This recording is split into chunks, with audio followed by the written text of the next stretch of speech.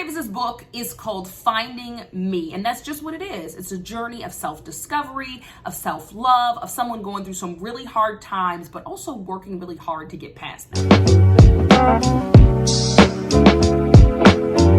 I know a lot of people say, oh, we had financial struggles, we were poor, but I've never heard of anything like this. She was 5 of 6 children. They often didn't have hot water or gas, were rats that would eat the faces off of her dolls at night. Top of the poverty. She is dealing with bullying, sexual assault, and all the complications and self-esteem issues that come with being a dark-skinned girl in America. Okay, and we're not done with the bag yet. The dad is literally trying to kill the mom. He shatters glass in her face. Sometimes her head and her arms are split. Only I have the good part, right? She has an older sister who tells her, if you don't want to live like this forever, you need to come up with a plan for your life. She sees Cicely Tyson on TV, decides that she wants to be an actress, and moves forward. And you deserve it, girl. So let's talk about what I like about this book. First, I love a story of uplift. I will never get tired of hearing what people had to go through to get to where they are, because I find that super inspiring. And she gets to a point in the book where she's doing really great work-wise, and she was like, there needs to be more to my life. You guys know I always have a favorite sentence, and my favorite sentence in this book is, I had mastered hard, I wanted joy. I love a book by an author who has gone to therapy. Y'all know I love Will Smith's book because it's basically like a therapy session. Cicely Tyson's book, super self-reflective.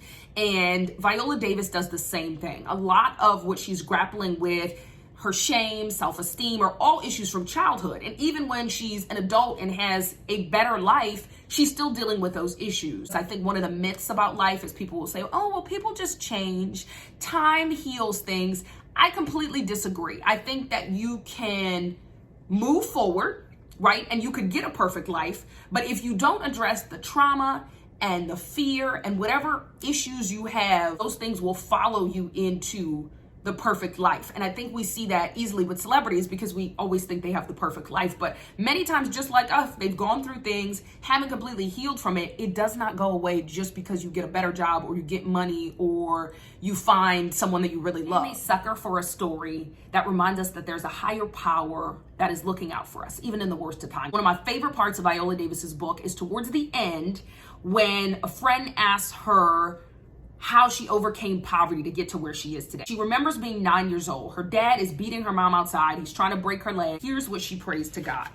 God, if you love me, you would take me away from this place. I don't want to be here anymore. I'm going to close my eyes and count to 10. And when I open them, I better be gone or I'll know you don't exist. I opened my eyes. I was still there alone, aware of my aloneness, and I said softly, I knew you didn't exist. Then she tells the friend, God did take me. He took me on his own terms. Oh my God. The one issue I have with this book is how the father is depicted. He stops drinking. He becomes this kind, gentle spirit. Viola Davis even says at one point he treats her mom like a princess. But here's what bothers me. No, I don't think people have to be perfect to be loved. I don't think Viola takes us through enough of her spirit being able to accept this new version of her father. It's like, how did we get to that point? Please drop in the comments if you have more questions about the book. And if you did read it, I'd love to know your thoughts.